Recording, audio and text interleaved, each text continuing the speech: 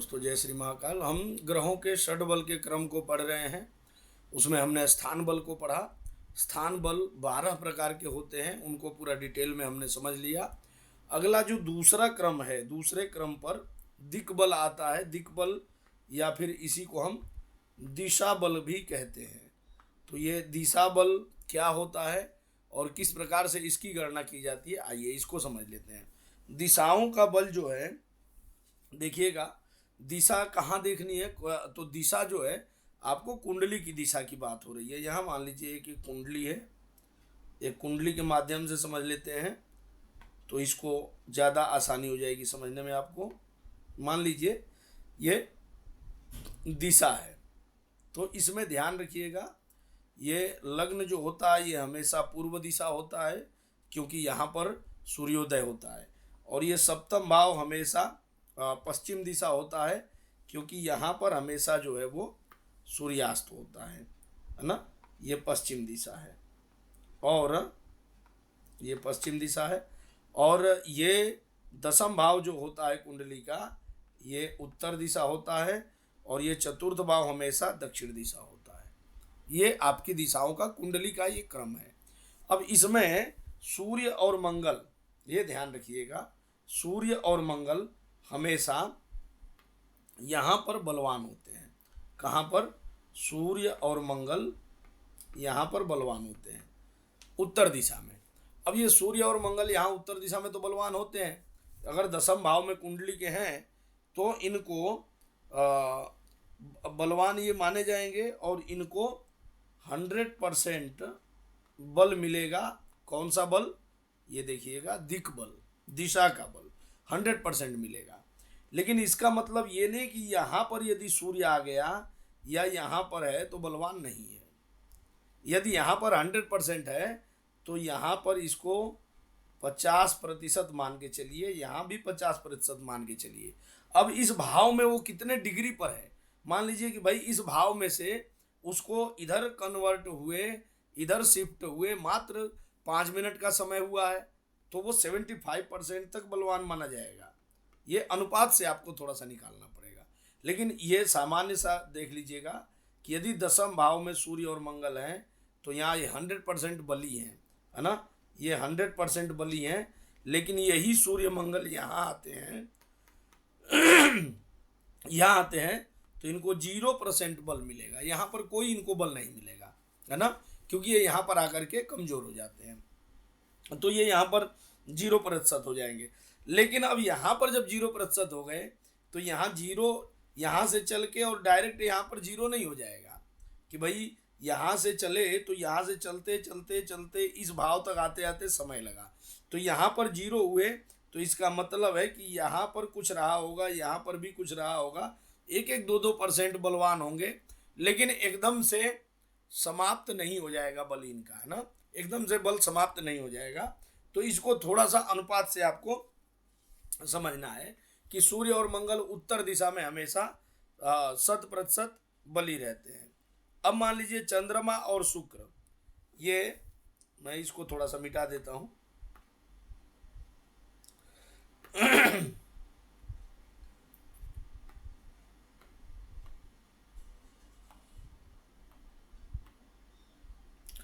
ये देख लीजिएगा,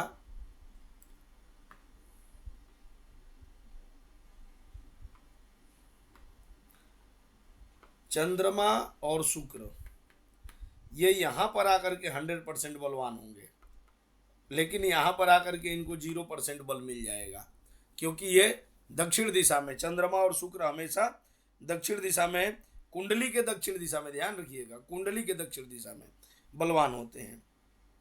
और इनको दसम भाव में जाने पर, कुंडली के दसम भाव में जाने पर इनको 0% बल मिलेगा। अब बुध और बृहस्पति, ये देख लीजिएगा, ये कुंडली का लग्न होता है, ये बुध और बृहस्पति, ये पूर्व दिशा में जो कहा, ये कुंडली का लग्न होता है। तो यहाँ पर बुध और बृहस्पति जो हैं, इन्हें 100% बलवान माना जाएगा, 100% बलवान माना जाएगा। लेकिन यही जब बुध बृहस्पति सप्तम में आ जाएंगे, बुध और बृहस्पति सप्तम में आ जाएंगे, देखिएगा जहाँ पर जो ग्रह बलवान हो रहा है उसके 180 डिग्री पर जाकर के वो खत्म हो जाता है, निर्बल हो जाता है, जीरो बल प्राप्त होता है उसको। ऐसे ही शनि जो है वो यहाँ पर 100% बलशाली होगा। शनि जो है, शनि का परसेंटेज यहाँ पर 100 रहेगा, लेकिन लग्न में जाकर यही शनि 0% बलवान हो जाएगा। लग्न में जाकर के यही शनि 0% बलवान हो जाएगा। कहने का मतलब ये है कि शनि यदि सप्तम भाव में 100% बलवान है और आगे जा करके लग्न में शून्य पर आ रहा है, इसका मतलब यहाँ पर चतुर्थ में और दशम में ये 50-50% तक रहेगा, इस दिशा में रहेगा। तो पश्चिम दिशा कौन सी है कुंडली की? तो ये आपका अष्टम भाव और ये आपका छठा भाव और ये सप्तम भाव, ये पश्चिम दिशा कहलाती है। देखिए दिशा थोड़ा सा समझ लेना आपको जरूरी है। पूर्व दिशा कह देने से शनि और बृहस्पति, बुध और बृहस्पति यदि पूर्व दिशा में बलवान होते हैं तो ये पूर्व में इस भाव में तो 100% है, लेकिन 12वें भाव में जाकर के भी ये बलशाली रहेंगे और यहाँ भी आकर के बलशाली रहेंगे। 50-50% बल वहाँ पर इनको रहेगा। उसके आगे जाएंगे तो 25% हो जाएगा, 15% हो जाएगा, 20% हो जाएगा, 10% हो जाएगा, 5% हो जाएगा, यहाँ आगे खत्म हो जाएंगे। यही बात तो समझा रहे हैं। और ये जो दिशा है उत्तर दिशा, तो उत्तर दिशा कह देने से केवल दशम भाव नहीं, यह आपका कुंडली का लाभ भाव और ये नवम भाव, ये अभी उत्तर दिशा है। दक्षिण दिशा कह देने से केवल चतुर्थ भाव नहीं, यहाँ पर ये और ये माने कुंडली का तीसरा भाव और पंचम भाव भी दक्षिण दिशा ही कहलाएगा। पश्चिम दिशा कह देने से ये देख लीजिएगा, ये आपका छठा भाव और अष्टम भाव और सप्तम भाव ये पश्चिम दिशा कहलाएंगे। तो दिशाओं की गणना कुंडली में इस प्रकार से होती है। अगला जो क्रम है हम जो पढ़ रहे हैं षड्वर्ग, तो उस षड्वर्ग में ही जो अगला क्रम है उसको हम पढ़ेंगे। ये हम पढ़ रहे थे दिशाओं का बल, अगला बल आप देख लीजिएगा काल बल। काल बल ये 6 प्रकार के बलों में ये तीसरे नंबर का बल है ना, काल बल। तो काल बल को समझ लेना थोड़ा सा आवश्यक है। और यह टोटल काल बल जो है, ये काल बल निकालने के लिए आपके 9 प्रकार का सम्मिश्रण बल है, जिसको आप काल बल कहेंगे। 9 प्रकार से समझ करके तब आप एक डिसीजन पर पहुंचेंगे। वो सम्मिश्रण क्या क्या है देख लीजिए। सूर्य, बृहस्पति और शुक्र, सूर्य, बृहस्पति और शुक्र, इनको मध्याह्न के समय, मध्याह्न माने दोपहर के समय अगर किसी जातक का जन्म हुआ है और देखना है कि वो बलवान ग्रह कौन कौन से रहेंगे, तो मध्याह्न के समय सूर्य, बृहस्पति और शुक्र जो है ये निश्चित रूप से 100% बलवान होते हैं, 100% बलवान होंगे।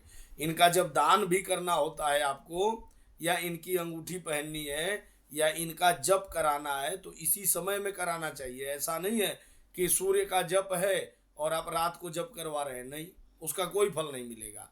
सुबह सुबह भी सूर्य का जप करवा लेंगे, कोई फल नहीं मिलेगा, आपको मध्याह्न काल देखना पड़ेगा। तो ये बल जो है, ग्रह कब बलशाली होते हैं, इसको समझने के लिए ये थोड़ा सा आपको फार्मूला समझना है। उसके बाद से ये जब दोपहर को बलवान होते हैं तो मध्य रात्रि में जाकर के इनका बल जो है क्या हो जाएगा, बिल्कुल शून्य हो जाएगा, इनको कुछ भी प्राप्त नहीं होगा मध्य रात्रि में। उसके बाद से चंद्र और मंगल और शनि, चंद्र, मंगल और शनि, ये जो हैं ये क्या होते हैं, मध्य रात्रि में बलवान होते हैं। इसीलिए शनि का उतारा आप देखिए, चाहे जितना आप काम करते हैं ये सब रात्रि को करते हैं। क्यों? क्योंकि रात्रि में शनि, चंद्रमा और मंगल ये बलवान माने जाएंगे और इनको यहाँ पर जो है 100% बल मिलेगा मध्य रात्रि में। कुंडली में भी किसी के जन्म हुआ है तो भले चंद्रमा नीच का बैठा हो, लेकिन मध्य रात्रि का जन्म है तो चंद्रमा बलवान माना जाएगा, उसको 100% बल मिलेगा। इसी सिद्धांत को धारण करते हुए कृष्ण भगवान जो है अष्टमी को जन्म लिए। अष्टमी सबसे क्षीण तिथि मानी जाती है ना, उस दिन जन्म लिए, लेकिन मध्य रात्रि में लिए और चंद्रमा उनका बलवान, उनको दीर्घायु बनाया, श्याम वर्ण का बनाया। भगवान राम जो है दोपहर को 12 बजे अवतार लिए। क्या कारण है? दोपहर को 12 बजे, नवमी तिथि, नवमी तिथि में भी चंद्रमा बहुत बलवान नहीं होता है। सूर्य बलवान होता है दोपहर को, इसीलिए ये देखिए मध्याह्न का समय यदि सूर्य लिखा, अन्य अवतारों के भी समय आप देखेंगे ना, नरसिम्हा अवतार इत्यादि, तो उनका भी आपको समझ में आएगा। तो ये चंद्रमा, मंगल और शनि और सूर्य से जो सूर्य के अंश थे वो भगवान राम हुए, और चंद्र के अंश हुए वो भगवान कृष्ण हुए। इनका अवतार हुआ है। 10 अवतारों का अलग अलग ग्रहों से संबंध है, उस पर हम फिर कभी बात करेंगे। अभी हम यहाँ पर इनको समझ लेते हैं। ये मध्याह्न के समय देखिए, मध्यरात्रि में अगर ये बलवान हो रहे हैं तो मध्याह्न के समय इनको 0% बल मिलेगा, इनको कुछ भी नहीं मिलेगा। और दिन रात चाहे जब भी जन्म हो, दिन हो या रात्रि हो, उसमें बुध मात्र एक ऐसा ग्रह है, ये हमेशा 100% बलशाली रहेगा, हमेशा 100% बलशाली रहेगा। अब देखिएगा, ये एक गणित का ये चल रहा था इसका पार्ट। अब दूसरा जो 9 प्रकार का मैं बतलाया, तो उसमें दूसरा प्रकार जो आप देख लीजिए, सूर्य और चंद्रमा एक दूसरे से, सूर्य और चंद्रमा माने एक दूसरे से 180 डिग्री पर रहे। 180 डिग्री पर कब रहेंगे? पूर्णिमा के दिन। पूर्णिमा के दिन ही 180 डिग्री पर सूर्य और चंद्रमा एक दूसरे से रहते हैं। तब पूर्णिमा के दिन जो शुभ ग्रह हैं, देख लीजिएगा, शुभ ग्रहों को 100% बलशाली मान लेना है उनको। हाँ, 100% उनको बल मिलेगा। और जब दोनों बिल्कुल एक ही राशि में हो, माने अमावस्या को हो, तब जो है शुभ ग्रह माने अमावस्या को शुभ ग्रह जो होते हैं वो बिल्कुल 0% बलशाली होंगे, कोई बल उनको नहीं मिलेगा, है ना। और शुभ ग्रह और पाप ग्रह आप जानते ही हैं कि शुभ ग्रह कौन है, पाप ग्रह कौन है। इसको तो मैं अलग से पढ़ा चुका हूँ, और आप इसी चैनल पर एक ग्रहों के परिचय के बारे में बड़ा विस्तृत वीडियो पड़ा हुआ है, 1 घंटे का अधिक वीडियो है। उसको आप देखेंगे तो ग्रहों का उतना डिटेल आपको कहीं और नहीं मिलेगा, खूब आसानी से आप उसको समझ पाएंगे। और देखिएगा, जब चंद्रमा, सूर्य और चंद्रमा ये दोनों एक ही राशि पर हों, ये एक ही राशि पर सूर्य और चंद्रमा हों, तब कह रहे हैं तो क्रूर ग्रह जो होंगे, ध्यान रखिएगा, यही अमावस्या वाला समय कह रहा हूं, क्रूर ग्रह जो होंगे वो 100% बलशाली होंगे, है ना। और जब 180 डिग्री पर रहेंगे तब इनको कुछ नहीं मिलेगा। 180 डिग्री माने वही पूर्णिमा, तो पूर्णिमा पर क्रूर ग्रहों को कोई बल नहीं मिलता है, ठीक है ना। सूर्य, मंगल और शनि, इन्हीं को हम क्रूर ग्रह कहते हैं। देखिए, चंद्रमा का जो पक्ष बल है, चंद्रमा का जो पक्ष बल है, पक्ष बल क्या है? शुक्ल पक्ष और कृष्ण पक्ष। तो शुक्ल पक्ष में जाके वो डबल हो जाएगा, वो डबल पावरफुल हो जाएगा, है ना।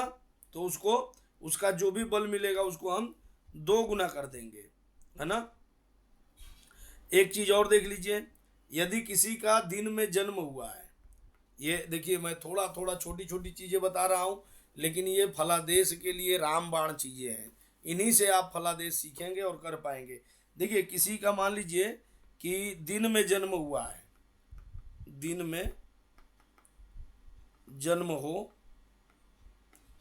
तो उसको आप क्या करेंगे? दिन में यदि जन्म हुआ है तो क्या करेंगे? हाँ, देखिए, मान लीजिए किसी का दिन में जन्म हुआ हो, तो जो दिनमान होगा, दिन का अपना मान होगा, दिनमान होगा, ठीक है ना, दिनमान होगा। तो दिनमान का 3 भाग करेंगे, 3 भाग करेंगे। 3 भाग करने के लिए क्या करेंगे? दिनमान में 3 का भाग दे देंगे, दिनमान में 3 का भाग दे देंगे, है ना, दिनमान में 3 का भाग दे देंगे। तो मान लीजिए कि यदि पहले भाग में जन्म हुआ है, यदि प्रथम भाग में जन्म हुआ है, पहले भाग में जन्म होने पर बुध को 100% बल मिलेगा, बुध 100% बलशाली होगा। देख लीजिएगा, बुध को यहाँ पर 100% बल मिलेगा, बिल्कुल। और उसके बाद से यदि मान लीजिए कि दिनमान के दूसरे भाग में जन्म हुआ है तो सूर्य को 1 बल मिलेगा, माने सूर्य को 100% बल मिलेगा। कब?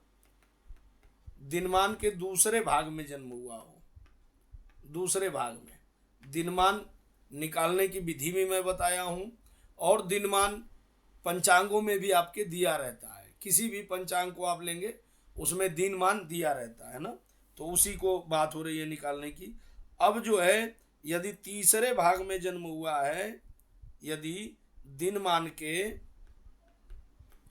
तीसरे भाग में जन्म हुआ है ना, तीसरे भाग में जन्म हुआ है, तो मंगल जो है वो 100% बलशाली होगा, उसमें कोई कमी नहीं आएगी।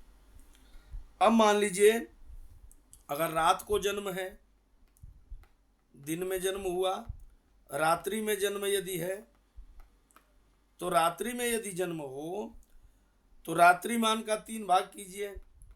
अगर मान लीजिए आपके पंचांग में दिनमान दिया है, रात्रिमान नहीं दिया है, तो 60 में से दिनमान को घटा दीजिए, जो बच जाएगा वो रात्रिमान है। उसी रात्रिमान को 3 से भाग दीजिए।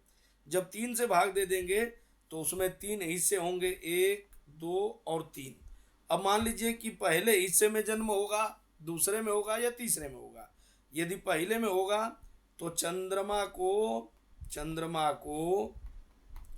100% बल मिलेगा, 100% बल मिलेगा, है ना। और दूसरे में जन्म होगा तो शुक्र को, दूसरे में जन्म होगा तो शुक्र को यही बल मिलेगा। तीसरे में होगा तो मंगल को यही वाला बल मिलेगा। 3 हिस्सा रात्रिमान के किए, उसमें इसको आप समझ जाएंगे। अब देख लीजिएगा कि मान लीजिए कि जब वर्ष आपका शुरू हुआ, वर्ष शुरू हुआ, अभी इस वर्ष मान लीजिए जो 2082 संवत चल रहा है, तो संवत चैत्र शुक्ल प्रतिपदा को शुरू हुआ। अब वह चैत्र शुक्ल प्रतिपदा क्या थी? रविवार था। इसीलिए इस वर्ष का राजा जो है, वर्तमान समय का राजा ये सूर्य है। तो इस वर्ष का राजा जो है वो सूर्य है। ऐसे ही हर वर्ष का राजा होता है। तो मान लीजिए जो भी इस वर्ष का राजा है वो कुंडली में 100% बल प्राप्त करके बैठेगा। किस विषय में? किस विषय में? तो हम काल बल की बात कर रहे हैं, ध्यान रखिएगा। काल बल में वो बली होगा, है ना, काल बल में वो बली होगा। इसी प्रकार से मान लीजिए कि उस दिन का जब साल शुरू हुआ तो उस दिन का राजा और मंत्री, आप पंचांग देखेंगे तो पंचांग पर भी राजा मंत्री लिखा रहता है। तो जो मंत्री होगा उसको 50% बल प्राप्त होगा। इस वर्ष का मंत्री जो है मंगल है, हाँ, उसी को सेनापति भी कहा गया है। तो मंगल जो है 50% बली होगा। अब मान लीजिए जिस दिन का जन्म हो, मान लीजिए किसी का शनिवार का जन्म हो, तो शनिवार का यदि जन्म होगा तो शनि महाराज, ध्यान रखिएगा, शनिवार का यदि जन्म हो तो शनि 75% बलशाली होगा।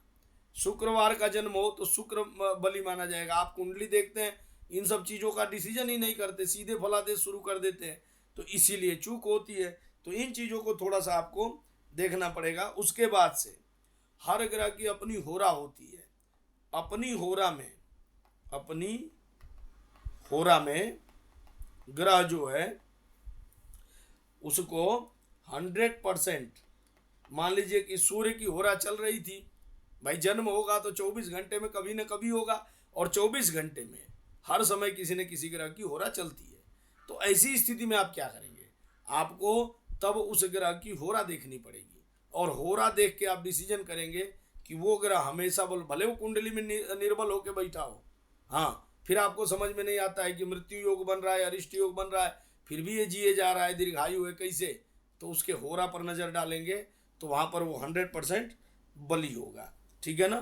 तो इन बातों को लेकर के आप फिर इसमें आप एक और गणित देखते हैं, जो गणित आपका काल बल के अंतर्गत अयन बल आता है। अयन बल, तो अयन दो होते हैं, अयन दो होते हैं, उत्तरायण और दक्षिणायन, ये सभी जानते हैं, उत्तरायण और दक्षिणायन, ठीक है ना।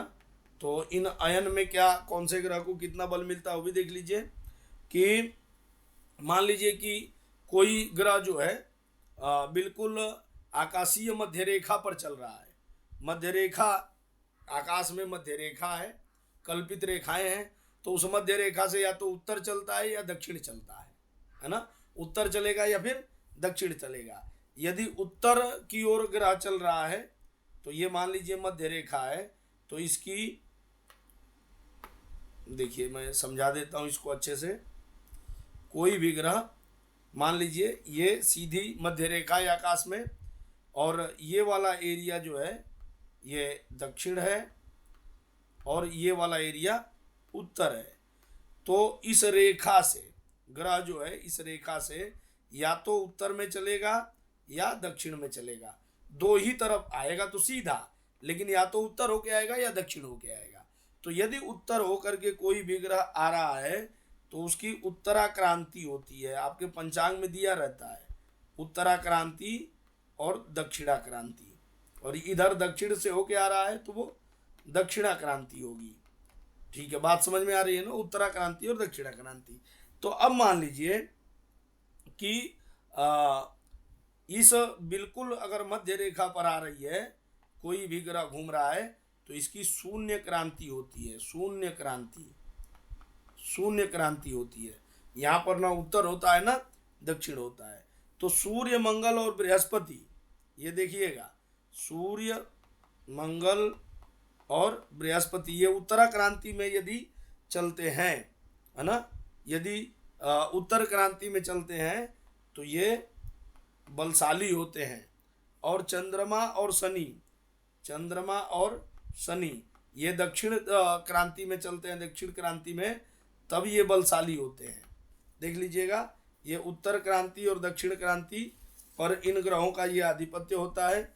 उसके बाद से बुध के विषय में विशेषता यह है कि यदि यह 0 डिग्री पर है, यहाँ पर है बुध यदि बिल्कुल मध्य में है तो उसको कह रहे हैं 50% बलि माना जाएगा, 50% बलि माना जाएगा।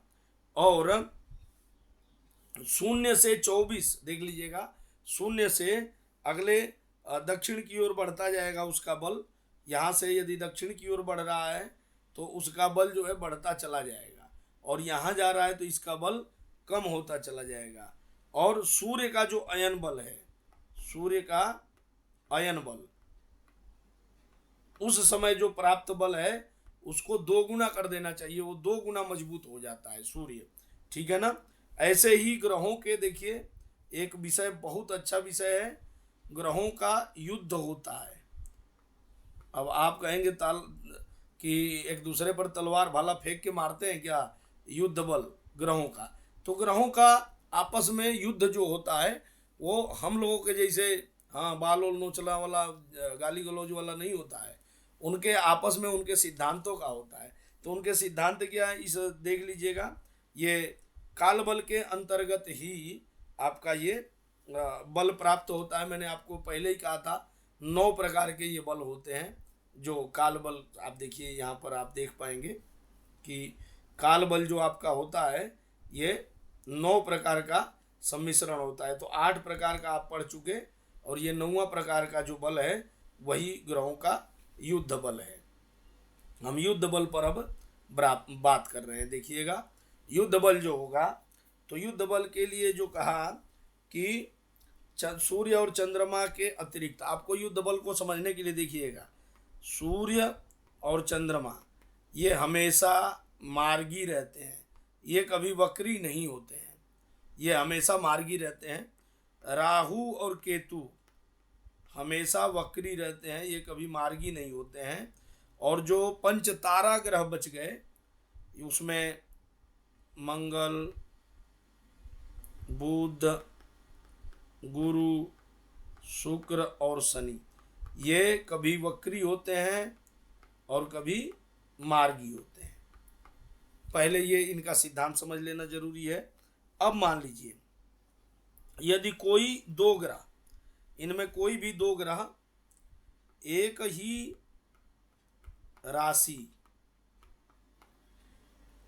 अंश पर हो, एक ही राशि और एक ही अंश पर हो। आजकल आप देखते हैं बहुत ज्यादा ग्रह जो है एक ही राशि और एक ही अंश पर रहते हैं, एक ही बार में 5-5 ग्रह एक ही राशि में बैठते हैं।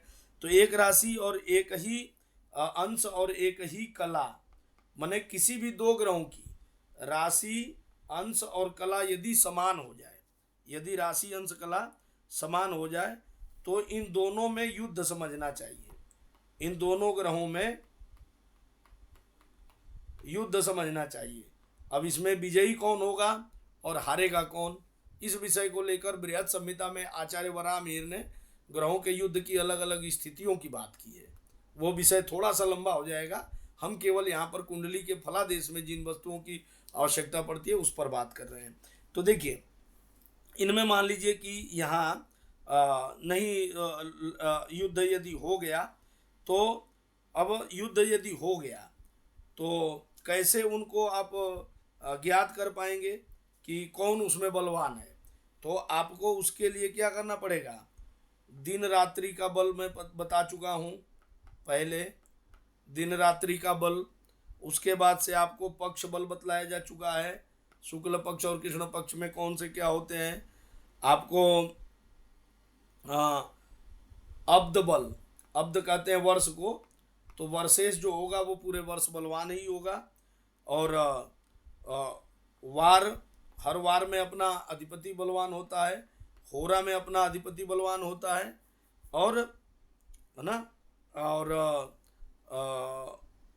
अयन, अयन बल आप समझ ही जाएंगे। तो इन सब के निष्कर्ष को निकाल करके ही युद्ध बल का फल मिलेगा। इसमें एक विजयी ग्रह होता है और एक पराजित ग्रह होता है। तो विजयी और पराजित, जो विजयी होगा वो 100% बलशाली होगा और जो पराजित होगा उसको 0% मिलेगा। यही यहाँ पर इनका आपका ये काल बल की गणना यहाँ पर समाप्त होगी। इस प्रकार से 9 वस्तुओं को लेकर के आपको समझना होगा।